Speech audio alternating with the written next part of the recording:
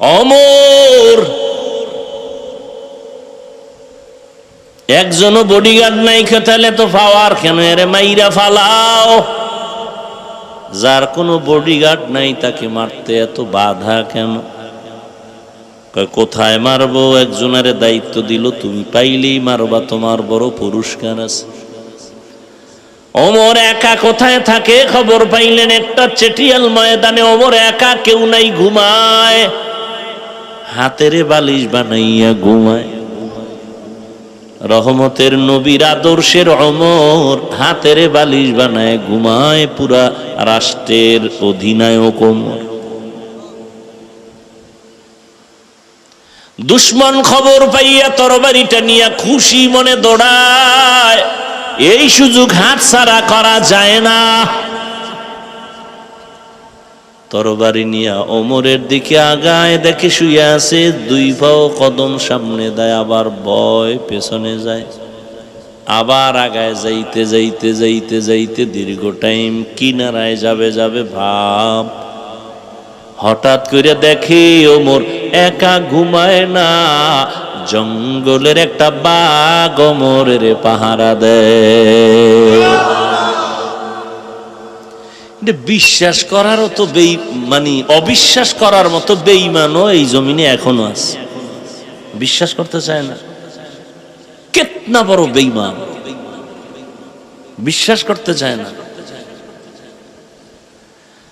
যেই ওমরের মতের উপরে আল্লাহ নিজে একমত হইয়া ডাইরেক্ট কোরআনে আয়াত নাজিল করে নবীকে বললেন, নবী আমি ওমরের মতে একমত, আপনিও ওমরের মতে একমত হইয়া যান।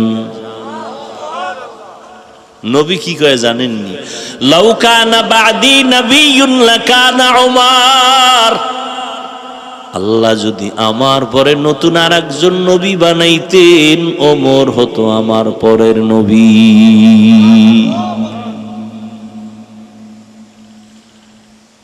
সেই ওমর একা একা চলে, কোনো বডিগার্ড নাই, সিকিউরিটি গার্ড নাই। দুশ্মন গিয়া দেখে ওমর একা ঘুমায় না, পাহারাদার আসেনি। কে দেখে উঠাছে, তরবারিটা হাত থেকে ভইরা গেছে, বাঘ দেখা ভয়ে। ওমর চেতন হয়ে গেলেন, নজর করে দেখে অচেনা একজন মানুষ তরবারি নিচে পড়ছে। কয় ভয় পাইও না, কে তুমি, কোথার থেকে আসছো? কয় হালাত, আমি আসছি আপনাকে জবাই করার জন্য, হত্যা করার জন্য, কিন্তু এই সেই অবস্থা দেখলাম। বলে আমি একা চলি না, আমাদের আপন একজন আল্লাহ।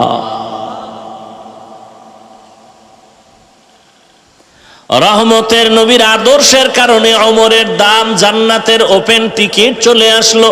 কিন্তু সেই ওমর রমজানের ঈদের দিন সবাই আনন্দ করে, ওমর দরজায় তালা লাগায় কান্না করে। সাহাবী আবু হুরায়রা রাদিয়াল্লাহু তাআলা আনহু বলেন, খলিফাতুল মুসলিমিন ঈদের আনন্দ বাদ দিয়া কেন দরজা লাগায় আপনি কান্না করেন?